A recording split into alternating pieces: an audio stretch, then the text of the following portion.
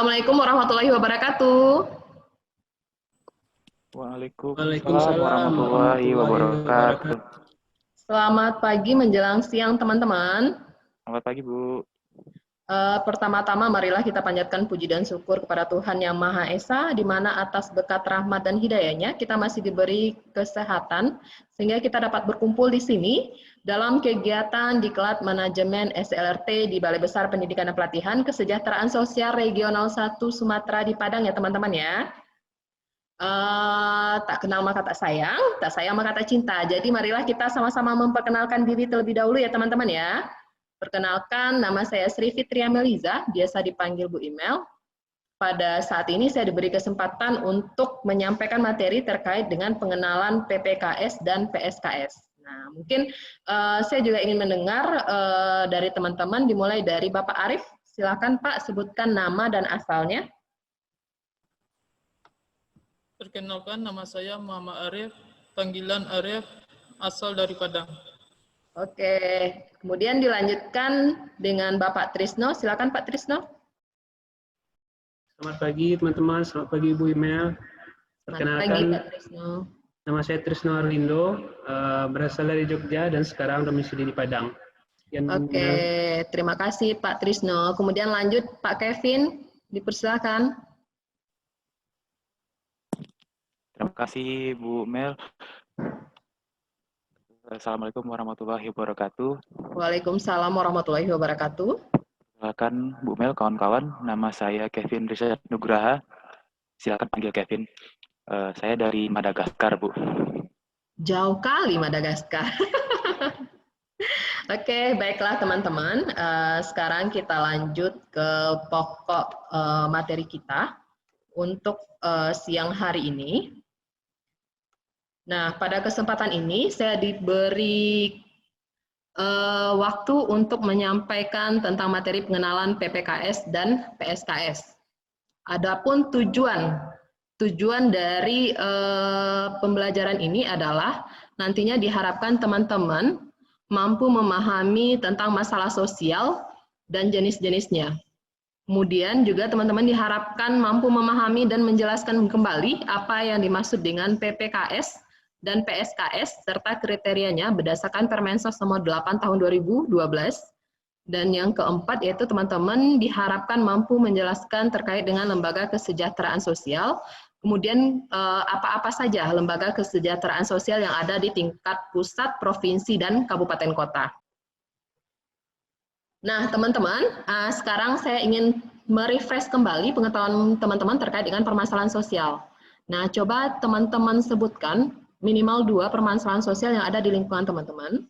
Nah, coba teman-teman tulis di link Jamboard yang sudah saya sebarkan tadi. Untuk Pak Kevin, silakan tulis di slide pertama. Untuk Bapak Arif, silakan tulis di slide kedua. Pak Trisno, silakan tulis di slide 3. Minimal 2 permasalahan sosial yang ada di lingkungan teman-teman.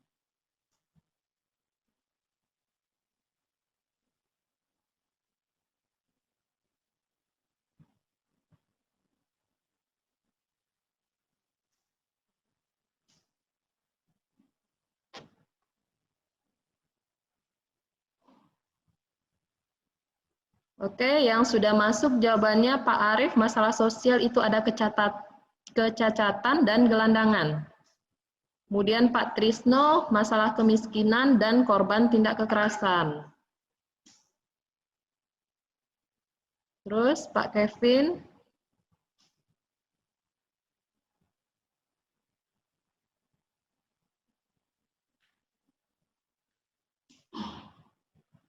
Anak dan lanjut usia telantar serta kerusuhan sosial. Nah, benar ya teman-teman ya. Dari 6 permasalahan sosial yang ada di lingkungan teman-teman, ini semuanya masuk ke dalam 26 jenis PMKS yang tertera di Permensos nomor 8 tahun 2012. Nah, kira-kira nih teman-teman, menurut teman-teman permasalahan sosial itu apa? Bisa ditulis kembali di slide-nya. Menurut Pak Kevin, permasalahan sosial itu apa? Menurut Pak Arif, menurut Pak Trisno, permasalahan sosial itu apa sih? Gitu.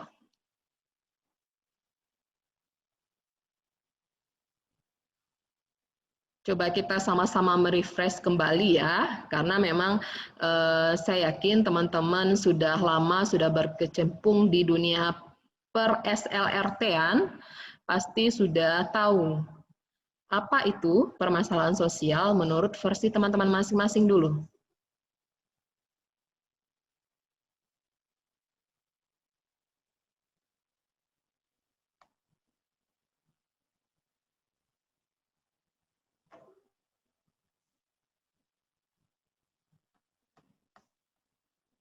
Karena memang berdasarkan Permensos nomor 8 tahun 2012, itu ada sekitar 26 PMKS atau PPKS yang masuk ke dalamnya.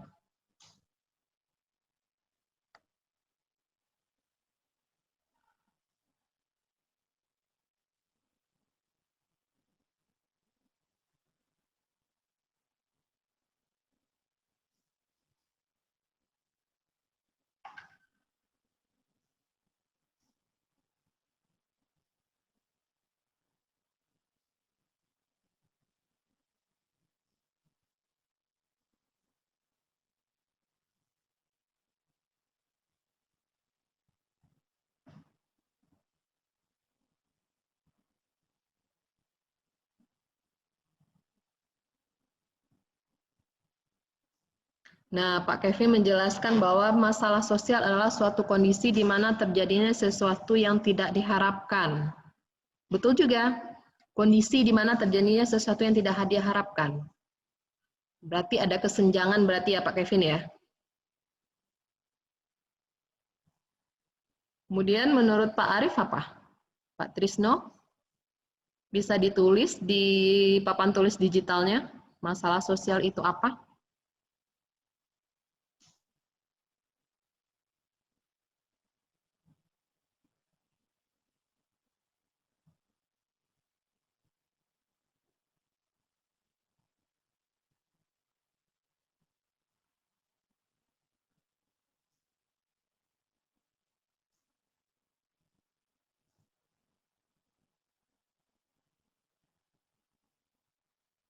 Saya yakin dan percaya teman-teman pasti sudah paham terkait dengan permasalahan sosial. Karena memang saya yakin teman-teman sudah lama berkecimpung di dunia per SLRT-an ya. Karena di sini saya lihat dari background-nya itu ada yang sebagai fasilitator, ada sebagai supervisor, dan juga ada sebagai front office.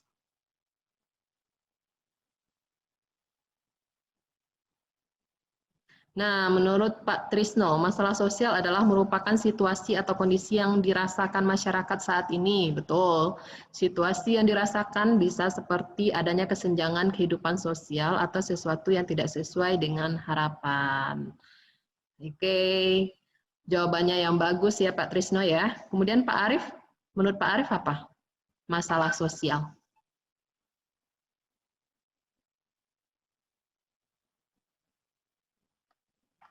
Masalah sosial adalah perbedaan antara harapan dan adanya kesenjangan. Betul. Nah, betul teman-teman ya, semua jawaban teman-teman betul. Itu merupakan pengertian deskripsi dari permasalahan sosial. Nah, sekarang saya minta satu orang relawan. Nah, di sini kan sudah terkumpul nih 6 jenis permasalahan sosial. Nah, saya minta satu orang relawan mengelompokkan permasalahan sosial tersebut berdasarkan waktunya. Artinya, pisahkan permasalahan sosial yang terjadi di memang sebenarnya permasalahan sosial itu sudah ada pada zaman sebelum-sebelumnya, dan permasalahan sosial yang ibarat kata terjadi di waktu-waktu tertentu gitu.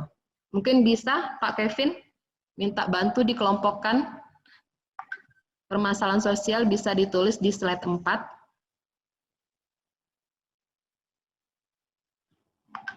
Ya, kita sambil menunggu jawaban dari Bapak Kevin yang mengelompokkan permasalahan sosial tadi berdasarkan waktu terjadinya. Artinya, mana permasalahan sosial yang memang terjadi di waktu tertentu, atau permasalahan sosial sebenarnya sudah ada dari sejak dulunya gitu.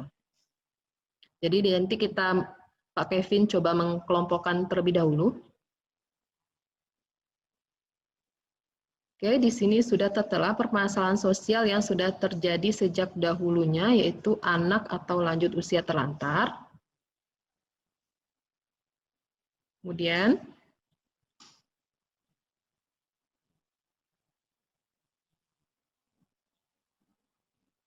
kecacatan atau disabilitas, oke.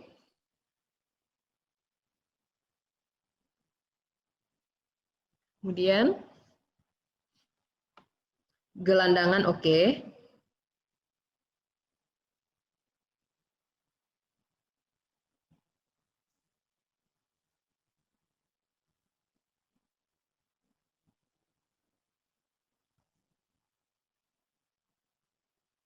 Dan kemiskinan, oke.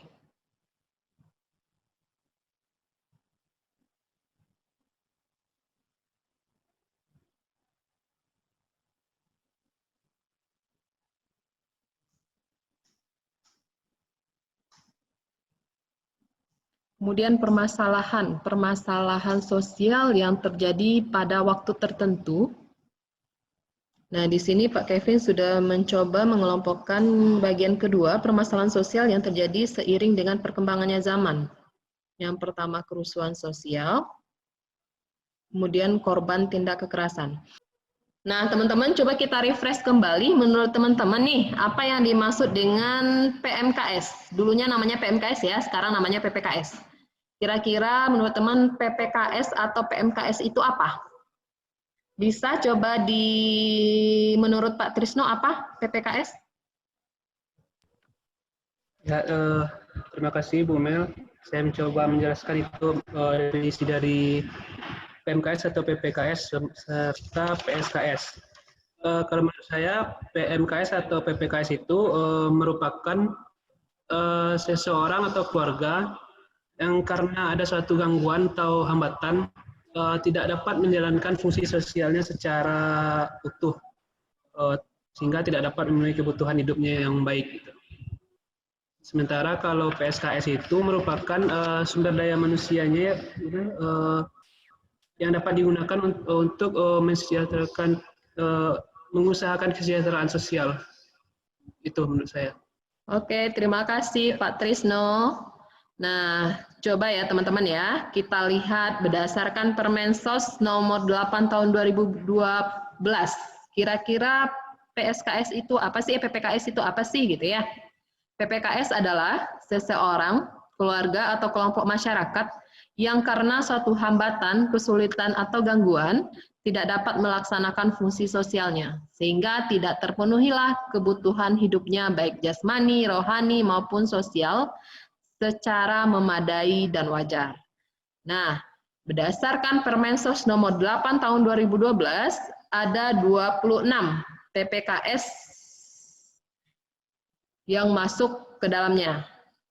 Di antaranya anak balita telantar, anak berhadapan dengan hukum, sampai kepada komunitas adat terpencil. Nah, coba teman-teman sebutkan. Kita ambil contoh satu ya teman-teman ya, lanjut usia. Kita ambil contoh lanjut usia. Kira-kira nih menurut teman-teman, kriteria seseorang dikatakan lanjut usia telantar itu apa? Menurut Pak Kevin apa? Kriteria lanjut usia telantar.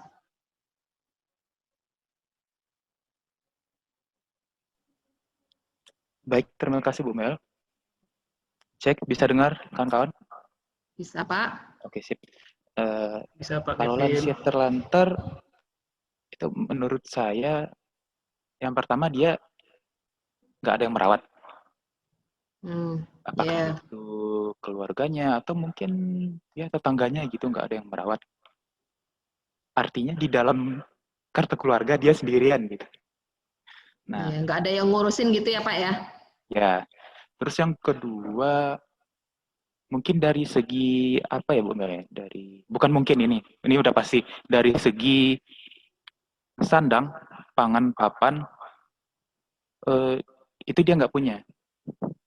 Atau mungkin dia punya tempat tinggal tapi dia nggak ada yang mencarikan nafkah untuk dia. Otomatis dia dicarikan nafkah karena kan dia tenaganya sudah berkurang sebagai seorang lansia gitu kan.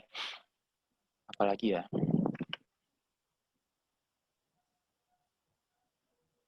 Menurut saya juga dari segi psikisnya Ya, oke. dan sosialnya dia juga ya kalau lansia gimana di kebanyakan masyarakat lansia itu sering dianggap mohon maaf ngomong ini sering dianggap tidak berguna. Tidak berguna dan menjadi beban ya Pak Kevin ya? Dianggap beban ya. Akhirnya dia disisihkan masyarakat. Padahal sebenarnya dia belum tentu nggak ini, maksudnya dia belum tentu tidak berdaya.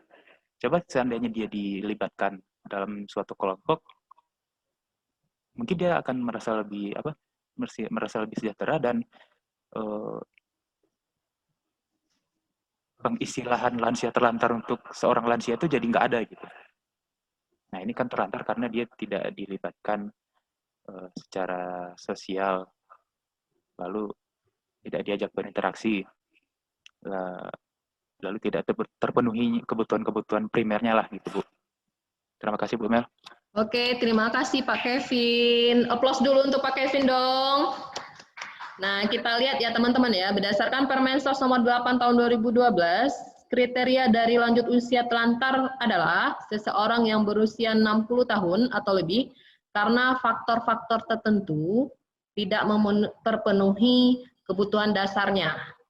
Artinya tidak terpenuhi kebutuhan dasarnya seperti sandang, pangan, dan papan, kemudian terlantar secara psikis maupun sosialnya ya teman-teman ya. Nah sebenarnya ya teman-teman permasalahan sosial yang ada di sekitar kita banyak dan banyak kita jumpai sekitar kita. Contohnya lanjut usia telantar, anak telantar, gelandangan, kemiskinan, macam-macam. Pokoknya banyak sebenarnya permasalahan sosial yang ada di sekitar kita. Dan itu semua membutuhkan kepedulian kita bersama untuk menanganinya gitu. Kita sebagai SDM SLRT kita harus peduli terhadap permasalahan sosial tersebut. Kalau tidak kita, siapa lagi yang peduli? Gitu ya teman-teman ya. Nah, kemudian Bu Mel izin bertanya Bu Mel. Iya, Pak. Kalau tuna asmara itu masuk disabilitas nggak Bu Mel? Oh, nanti ya Pak, kita catat dulu. Berarti kita masukkan dulu ke nomor urut 27 PMKS. Permensos nomor 8 tahun 2012. Ya Pak Kevin ya. Karena sebagai seorang jomblo saya merasa saya itu tunas asmara Bu Mel. Jadi apakah saya masuk PMKS sementara saya juga dari SLRT gitu kan? Oke, nanti kita catat dulu ya Pak Kevin.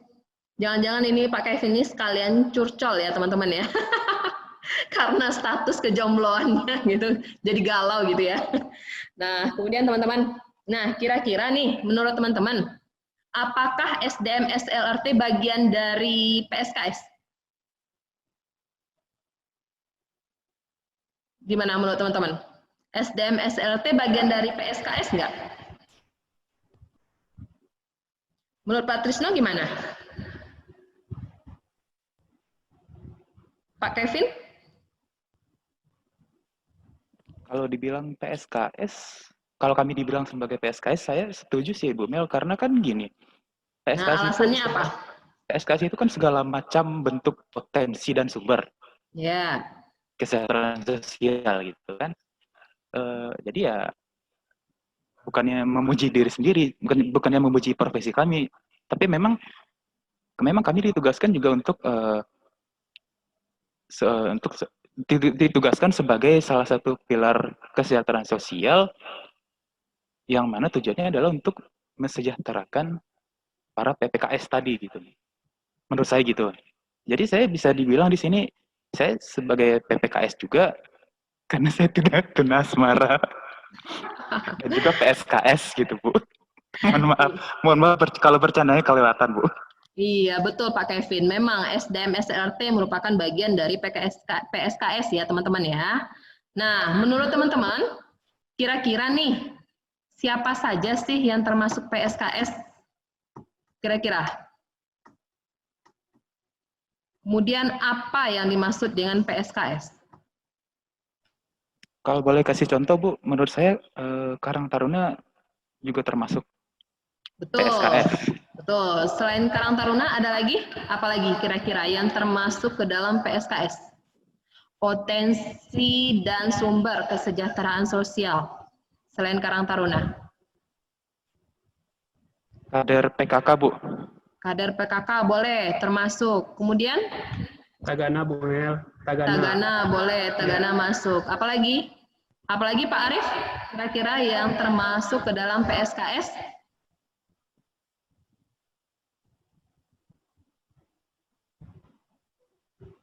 Apalagi?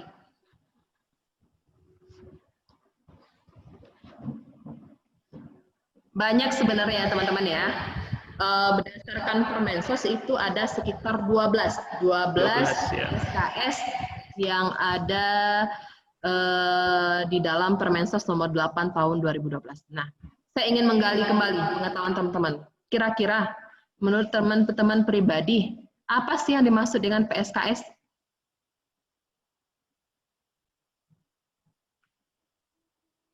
Coba siapa yang tahu Pak Arief? PSKS itu apa Pak Arief?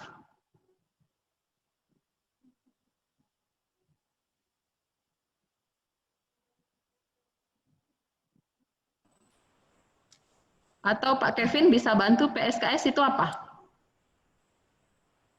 Oke, mohon izin Pak Arief, Pak Trisno.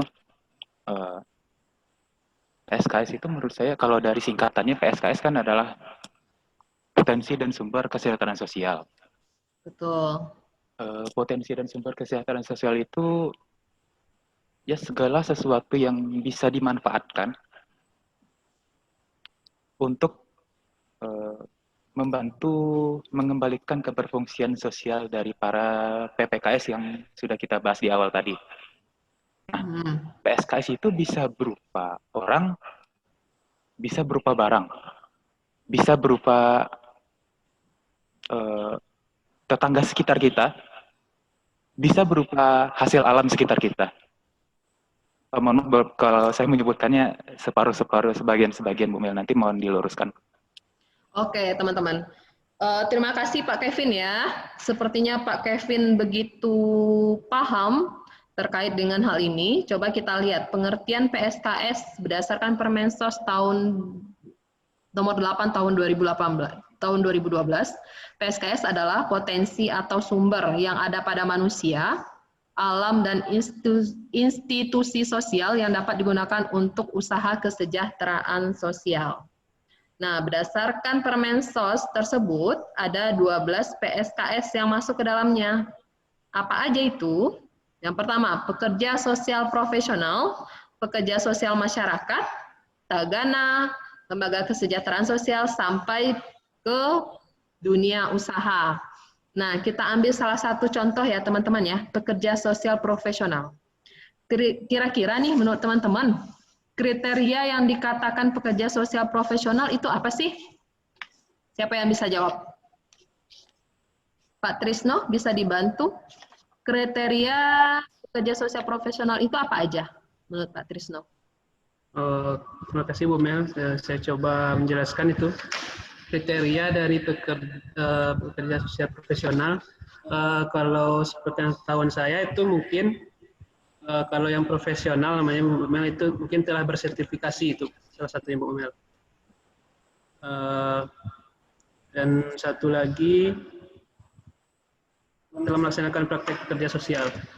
Nah, betul. Kita beri aplaus dulu dong untuk Pak Trisno. Nah, teman-teman, coba kita lihat kriteria dari pekerja sosial profesional. Nah, kita masuk ke pengertiannya dulu ya teman-teman ya. Pekerja sosial profesional adalah seseorang yang bekerja baik di lembaga pemerintah maupun swasta yang memiliki kompetensi dan profesi pekerjaan sosial dan kepedulian dalam pekerjaan sosial yang diperoleh melalui pendidikan, pelatihan, atau pengalaman-pengalaman praktek kerja sosial untuk melaksanakan tugas pelayanan dan penanganan masalah sosial. Biasanya pekerja sosial profesional ini ada di bidang layanan seperti di panti, seperti itu ya teman-teman ya.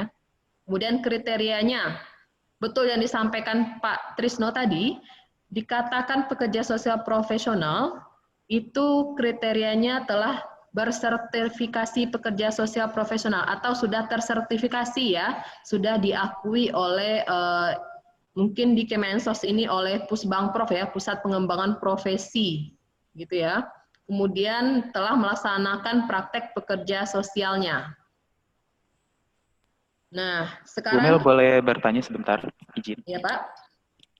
Tadi kan dari 12 macam PSKS itu, saya melihat di bawah pekerja sosial profesional ada pekerja sosial masyarakat. Kalau yang saya tangkap di sini berarti terdapat perbedaan antara pekerja sosial profesional dan pekerja sosial masyarakat. Apakah perbedaannya ini didasari dari background pendidikannya atau apanya gitu, Bu? Oke, baik Bapak Kevin. Perbedaan antara pekerja sosial profesional dengan pekerja sosial masyarakat adalah pekerja sosial profesional itu berlatar belakang pendidikan D4 atau S1 bidang ilmu sosial atau kesejahteraan sosial atau serumpunnya. Sedangkan pekerja sosial masyarakat itu lebih bersifat relawan. Artinya tidak dilihat dari background pendidikannya. Jadi semua background pendidikan bisa masuk ke dalamnya, Pak. Seperti itu ya, Pak Kevin ya. Nah, kemudian kita lanjut berikutnya. Nah, menurut teman-teman nih, apa yang dimaksud dengan lembaga kesejahteraan sosial? Kira-kira teman-teman, apa yang dimaksud dengan lembaga kesejahteraan sosial? Kemudian coba teman-teman berikan contohnya itu apa aja? Lembaga kesejahteraan sosial. Pak Arief bisa? Dari tadi belum dengar suara Pak Arief sepertinya saya. Coba Pak Arief, apa itu yang dimaksud dengan lembaga kesejahteraan sosial, Pak? Mungkin perlu tepuk semangat dulu, Bu. Oh, kita semangati berarti dulu ya. Tepuk semangat buat Pak Arief, tepuk semangat. Semangat, semangat. Semangat, semangat. Semangat. Ayo Pak Arief.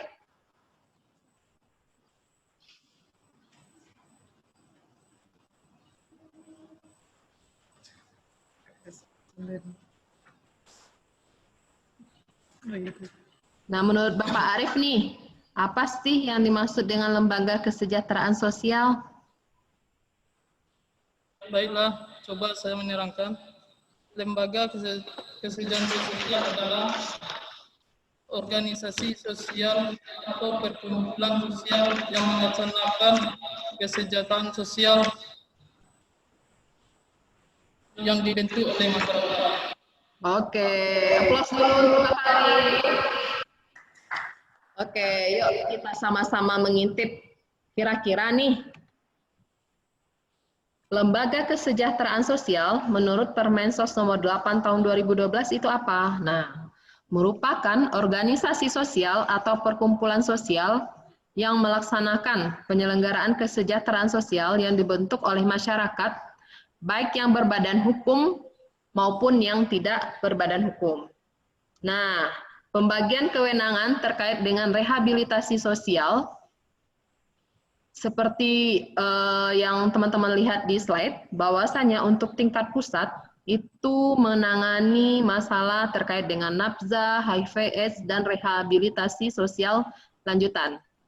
Kemudian di tingkat provinsi itu menangani terkait dengan rehabilitasi sosial dasar melalui pelayanan dalam panti ataupun pelayanan di luar panti. Nah, di tingkat kabupaten kota itu melakukan pelayanan langsung melalui lembaga kesejahteraan sosial. Nah, untuk hari ini mungkin cukup segitu ya teman-teman ya, pokok materi pembahasan kita. Nah, coba dari materi yang telah kita sampaikan, siapa yang bisa merangkum materi tadi dari awal sampai akhir? Bisa bantu? Apa lagi, Bu? Bisa dibantu Pak Kevin? Lupa lagi, Bu. Lupa lagi, oke. Nah, coba ya kita sama-sama menyimpulkan kira-kira kita membahas apa saja tadi. Permasalahan sosial ya, permasalahan sosial terbagi atas dua, permasalahan sosial konvensional dan permasalahan sosial kontemporer. Nah, permasalahan konvensional itu tidak dipengaruhi oleh perkembangan zaman, sementara permasalahan sosial kontemporer itu adalah permasalahan sosial yang bersifat sesaat atau sementara jadi sebagai dampak dari pembangunan atau kebijakan politik. Nah, selain itu, kita tadi juga membahas terkait dengan Pemerlu Pelayanan Kesejahteraan Sosial. Berdasarkan Permensos nomor 8 tahun 2012, ada 26 PPKS yang tertera di sana. Jadi sebenarnya permasalahan sosial itu ada di sekitar kita dan membutuhkan kepedulian kita untuk menanganinya gitu ya. Jadi kita sebagai SDM SLT harus care terhadap permasalahan sosial tersebut. Nah, juga tadi kita sudah membahas PSKS. Dalam Permensos tersebut dijelaskan bahwa ada 12 PSKS yang tertera di dalamnya. Dan juga terkait dengan lembaga kesejahteraan sosial. Nah, lembaga kesejahteraan sosial itu memiliki kewenangan tersendiri, mulai dari tingkat pusat, provinsi, dan kabupaten kota. Nah, teman-teman, demikianlah materi kita untuk hari ini. Terlebih dan kurang saya mohon maaf, kekurangan memang milik saya, kelebihan hanya milik yang di atas. Dan sampai bertemu lagi di besok jam 9 ya teman-teman ya, dengan topik advokasi sosial dengan fasilitator teman saya. Demikian akhir kata saya ucapkan, wabillahi taufiq wal hidayah. Wassalamualaikum warahmatullahi wabarakatuh. Waalaikumsalam warahmatullahi wabarakatuh.